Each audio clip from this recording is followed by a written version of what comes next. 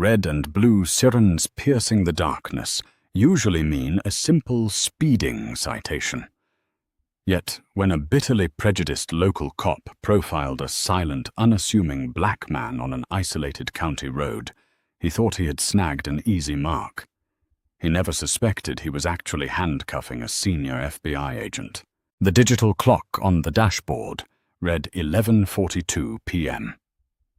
Special Agent David Coleman of the Federal Bureau of Investigation adjusted his grip on the leather steering wheel of his unmarked 2018 Chevy Malibu. He was exhausted. It had been a grueling 48 hours coordinating a multi-agency sting operation 2 counties over, and all he wanted was the quiet comfort of his own bed. He was driving through Oakhaven, a notoriously insulated, mid-sized jurisdiction bordering the interstate. David had his cruise control set exactly to the speed limit, 55 miles per hour. He wasn't in a rush.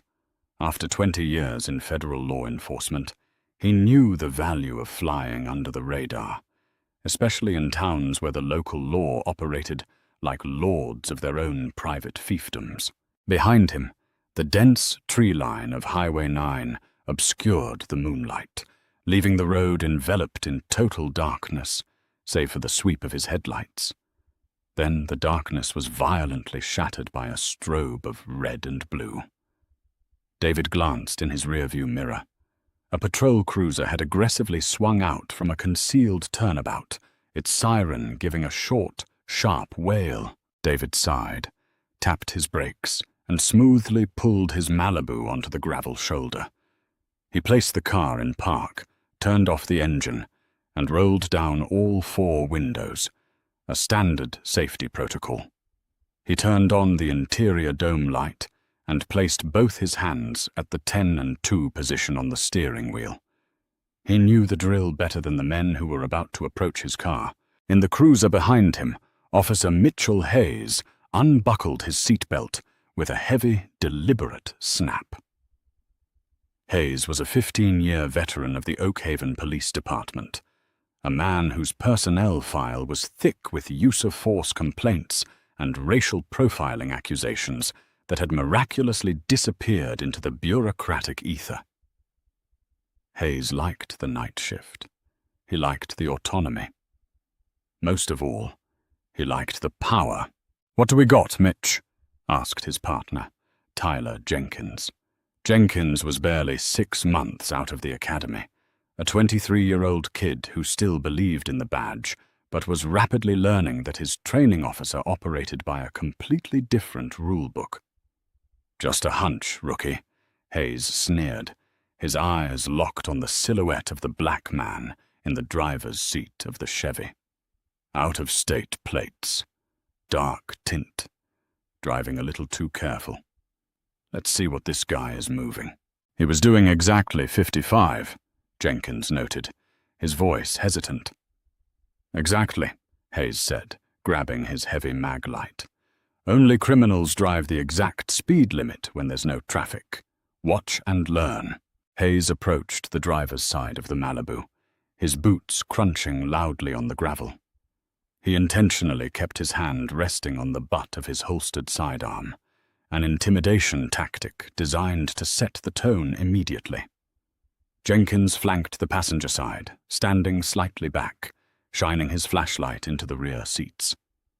Without a word of greeting, Hayes thrust his high-beam maglight directly into David's eyes, blinding him. "License, registration, and proof of insurance. Now!" Hayes barked, his tone dripping with unearned authority and barely concealed contempt. David didn't flinch. He squinted slightly against the harsh glare, but kept his voice completely level. "Good evening, officer.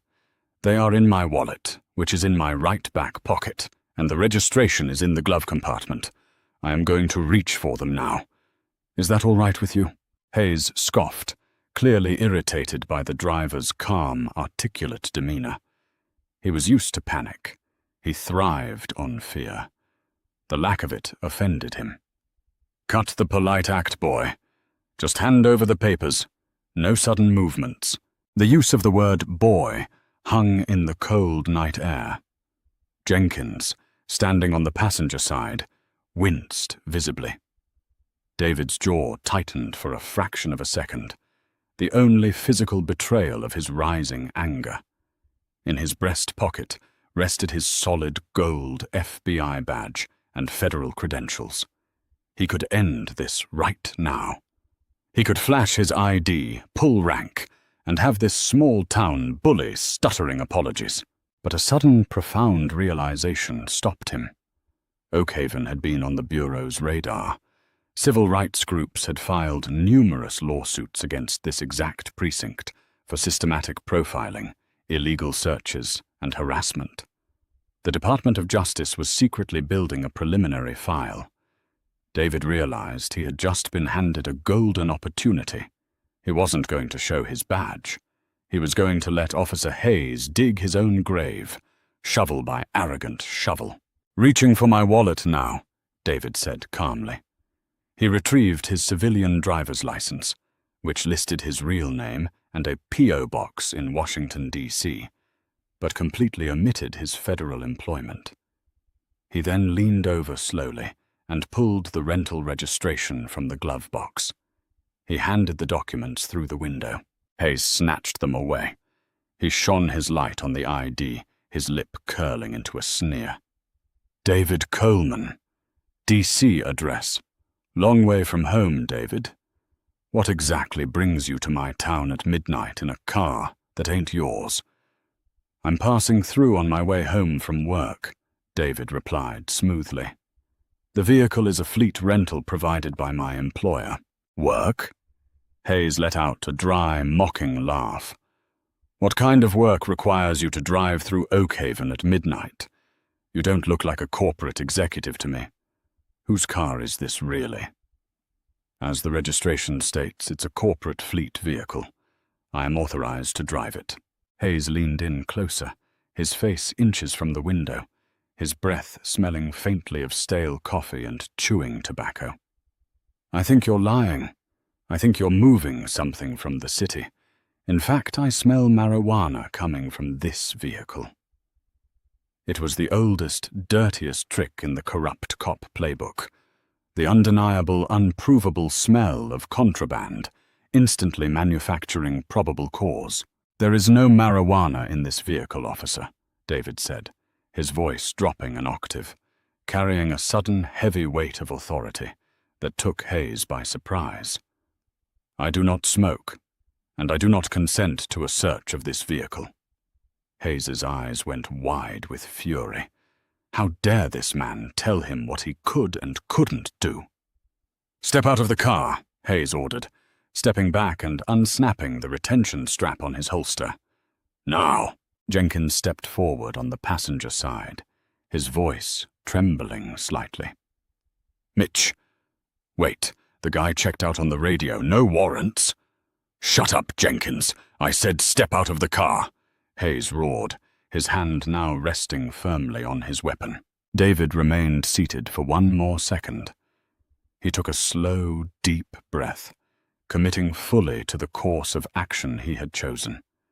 Slowly, deliberately, he unbuckled his seatbelt, pulled the keys from the ignition, and stepped out of the vehicle.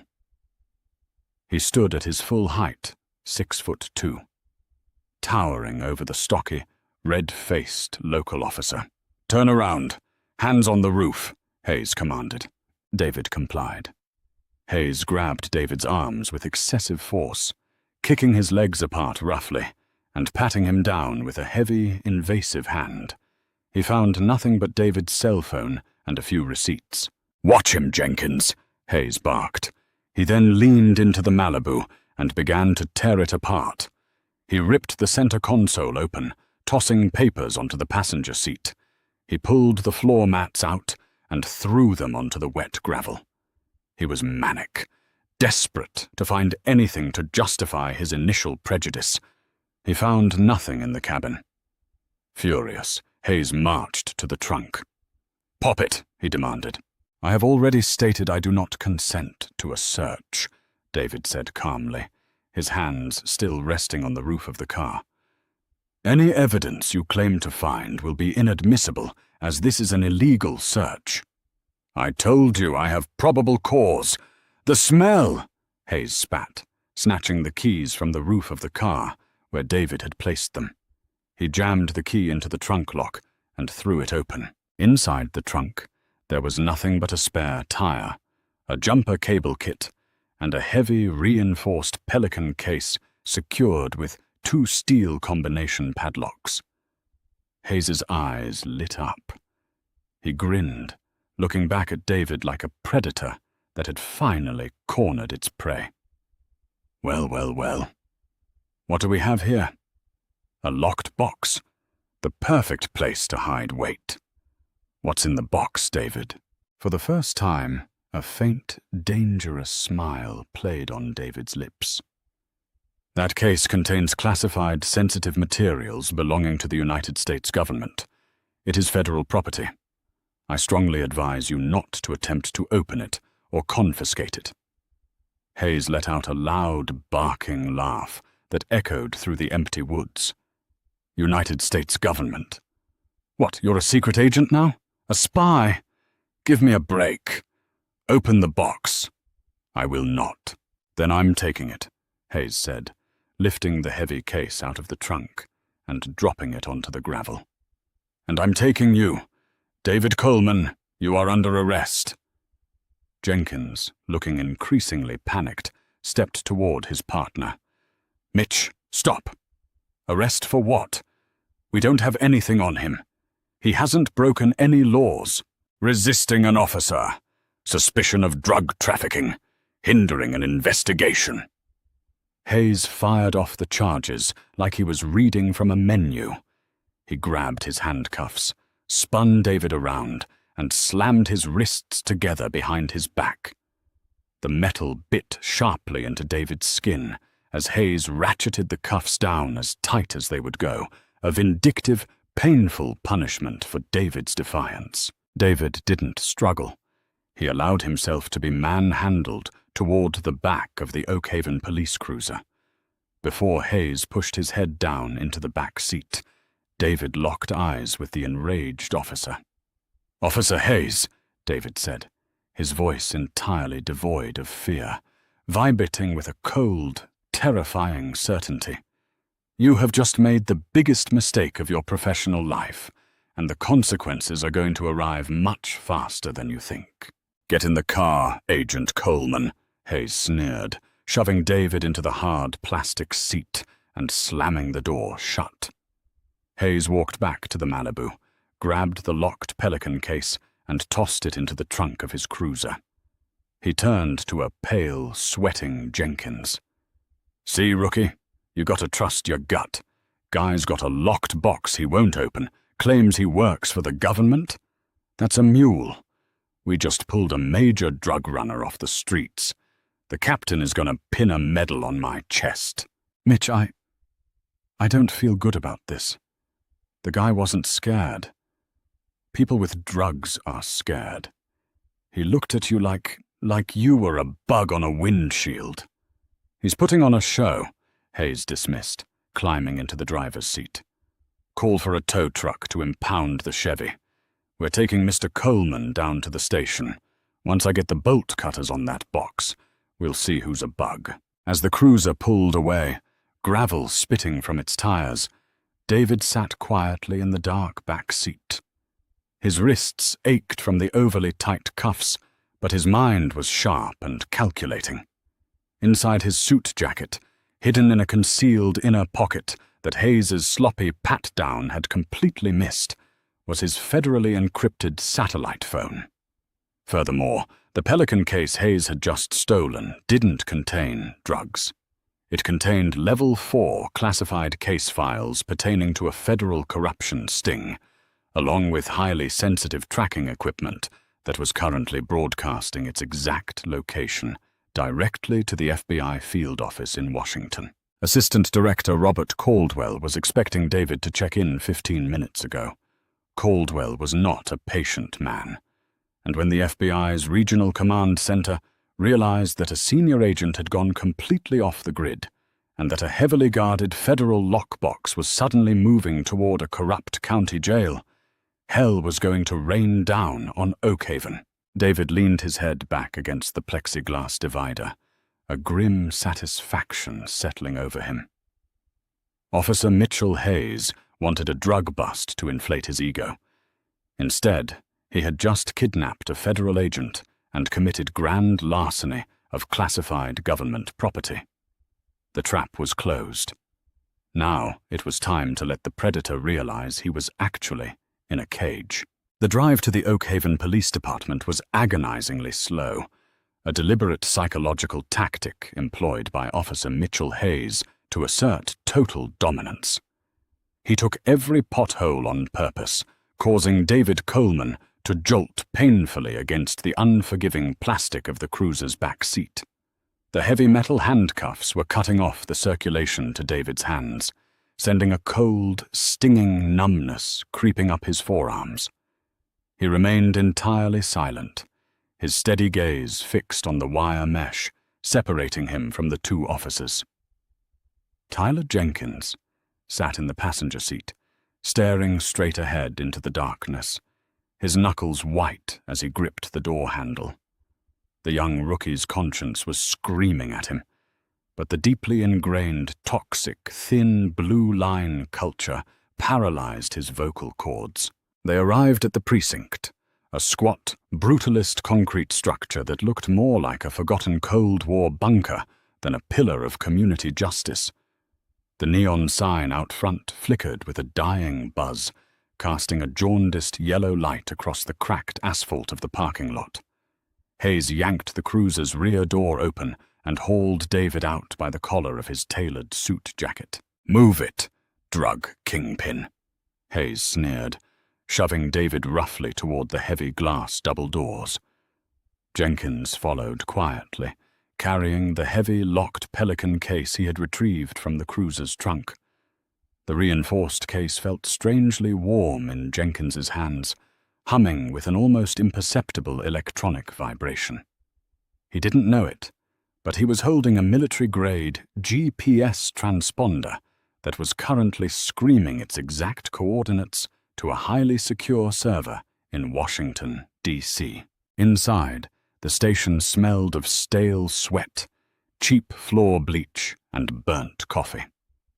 The night shift desk sergeant, a balding, apathetic man named Miller, barely looked up from his crossword puzzle as Hayes dragged his prisoner into the booking area.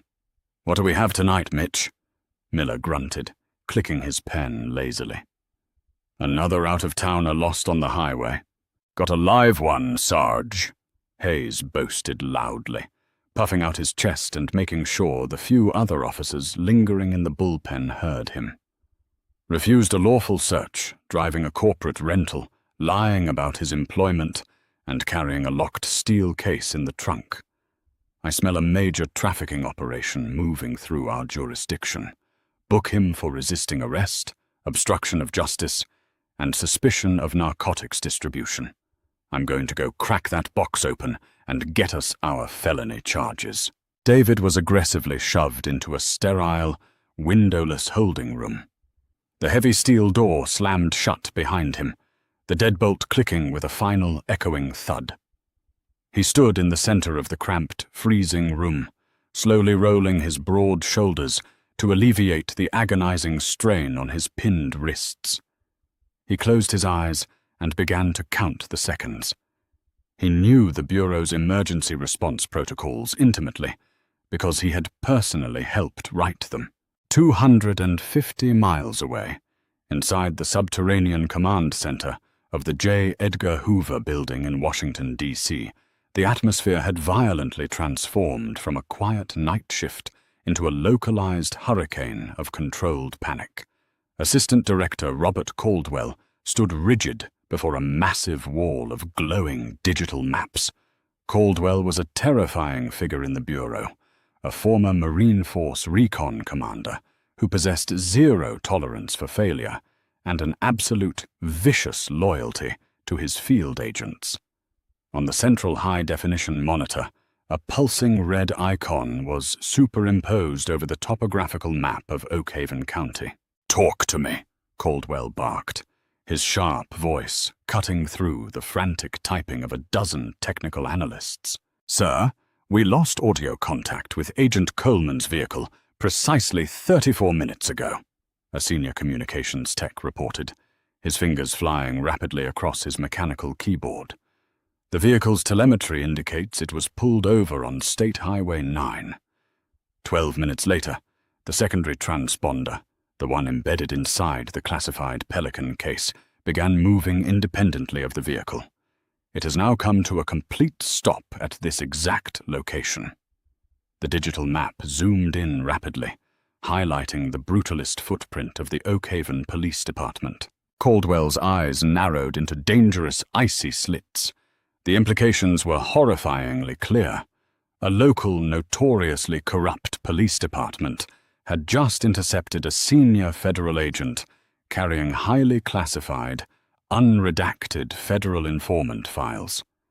If those sensitive files were opened and leaked, dozens of deep-cover operatives across the eastern seaboard would be brutally murdered within the week. "Did Coleman initiate a duress signal?"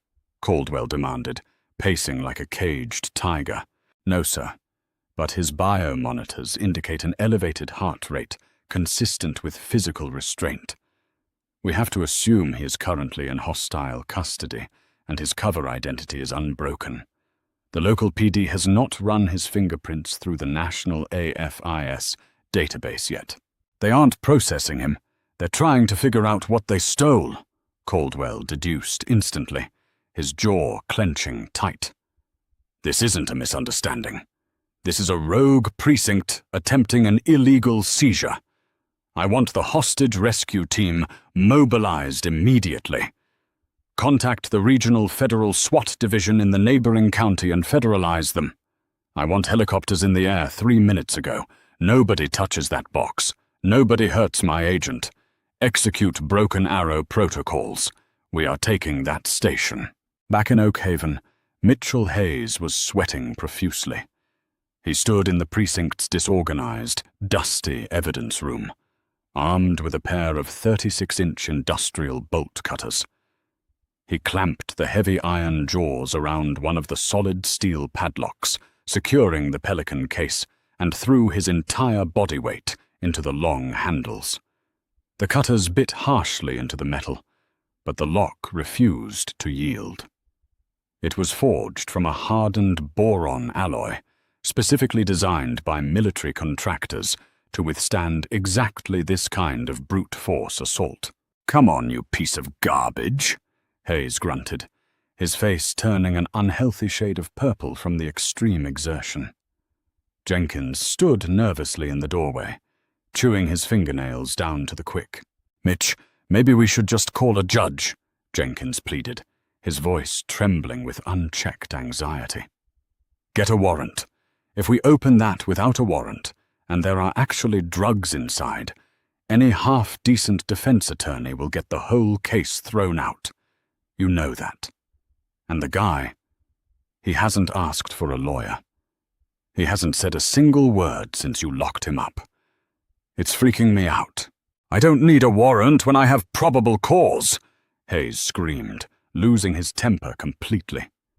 He threw the heavy bolt cutters to the concrete floor with a deafening clatter and grabbed a solid steel crowbar from a tool shelf. "I'm popping the hinges. I know there's weight in here. I can feel it. I'm going to ruin this arrogant guy's entire life."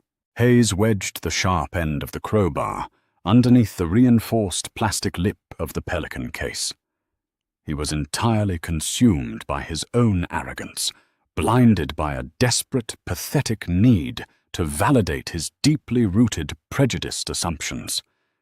Because he was cursing and panting heavily, he didn't hear the distant rhythmic thudding vibrating through the damp night air, but Jenkins heard it. The rookie stepped quickly away from the evidence room door and walked out into the main bullpen.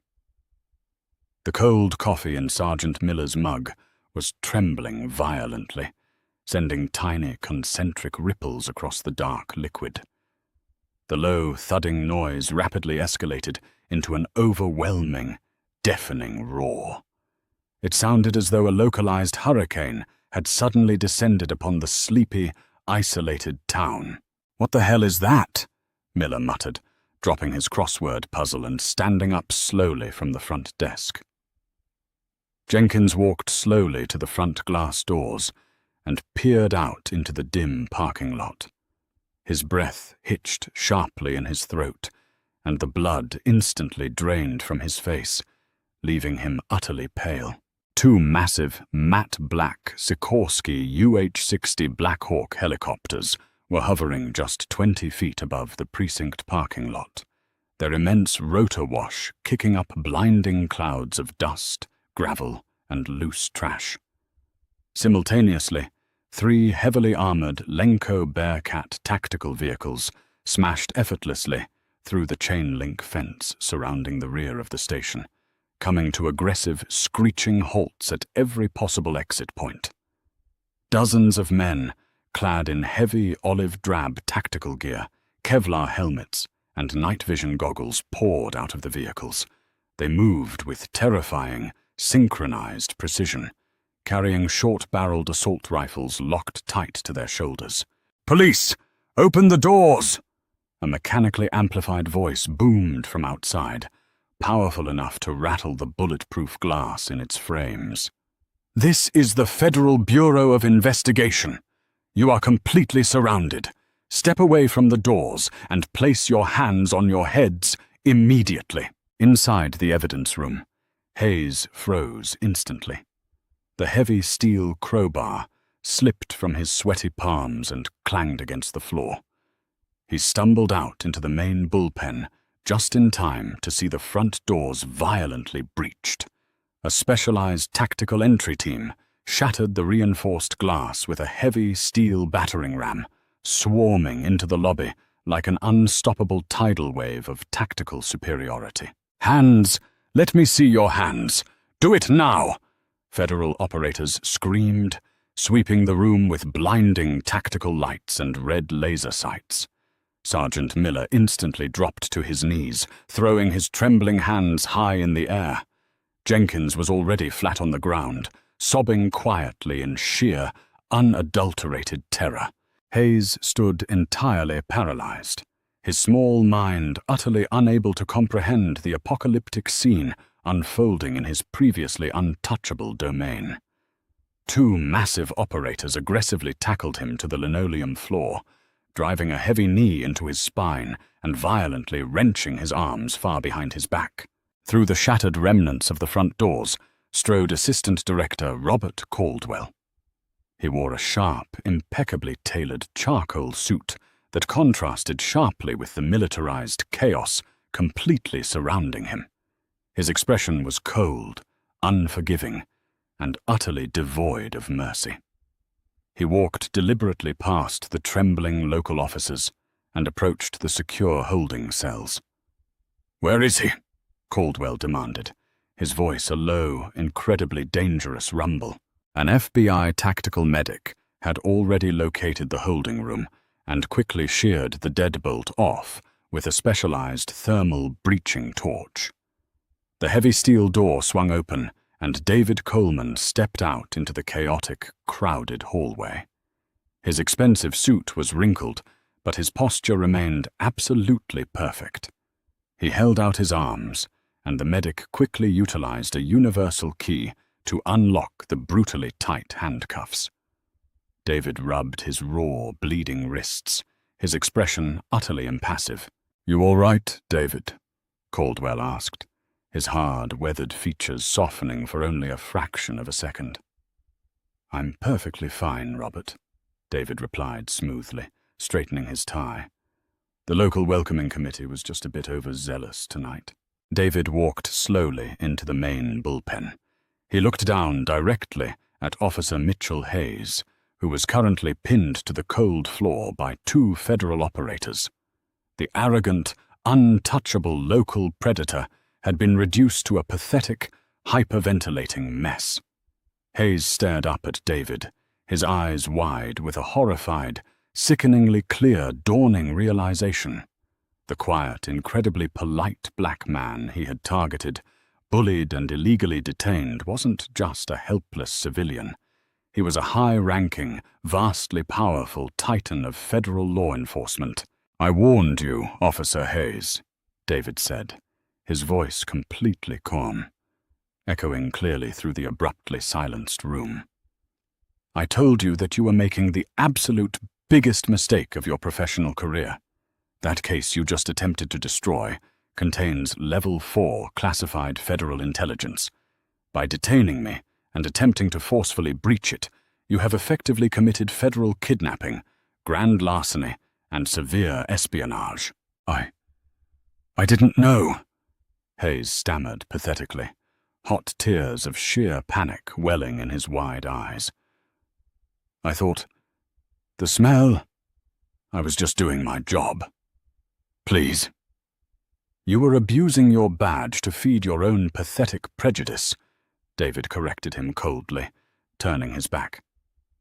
"And now, your badge belongs to me." The aftermath of that night was swift, entirely brutal, and thoroughly public. The FBI did not simply leave the town with their agent. They effectively seized the entire Oak Haven Police Department. Realizing the sickening depth of the localized corruption, the Department of Justice immediately launched a massive, sweeping civil rights investigation. High-profile civil rights attorney Ben Crump was later retained by several local minority families who had been previously victimized by Hayes, leading to a massive class action lawsuit that entirely bankrupted the town's corrupt administrative budget. The entire department was placed under a strict federal consent decree, systematically dismantling the highly toxic culture that had protected abusive men like Hayes for decades. As for Mitchell Hayes, the relentless federal prosecutors showed absolutely no leniency. He was aggressively indicted on multiple felony federal charges, including the armed kidnapping of a federal agent, severe deprivation of civil rights under color of law, and the attempted destruction of classified government property. During his highly publicized federal trial, Hayes's defense attorneys desperately tried to argue that he had made an honest mistake, a simple procedural error in the dark. But the jury saw right through the transparent lies. The cruiser dashcam footage, successfully recovered by federal forensic teams, displayed Hayes's blatant, venomous racism for the entire world to witness. The judge, visibly disgusted by his terrible actions, handed down the maximum allowable sentence without the possibility of early parole. He was entirely stripped of his pension, his freedom, and his false sense of superiority. He was sentenced to 25 hard years in a federal penitentiary in Leavenworth, Kansas, a harsh, highly unforgiving environment where former abusive cops were universally despised. Tyler Jenkins, the young, naive rookie who had failed to intervene but ultimately cooperated fully with federal investigators, was quietly but permanently dismissed from the police force. He never worked in law enforcement ever again, forever haunted by the terrible night he watched a petty, arrogant tyrant mistakenly pick a fight with the entire, overwhelming weight of the United States government. Karma had not just softly knocked on the front door of the corrupt Oak Haven Police Department. It had kicked it completely off its heavy hinges. If you were captivated by this intense story of justice and karma, please hit that like button and share this video with your friends. Don't forget to subscribe to our channel and ring the notification bell so you never miss out on our gripping, real-life, inspired dramas. Leave a comment below telling us what you thought of Officer Hayes' shocking downfall. Your support helps us bring more thrilling stories to life. Stay safe, and thanks for watching.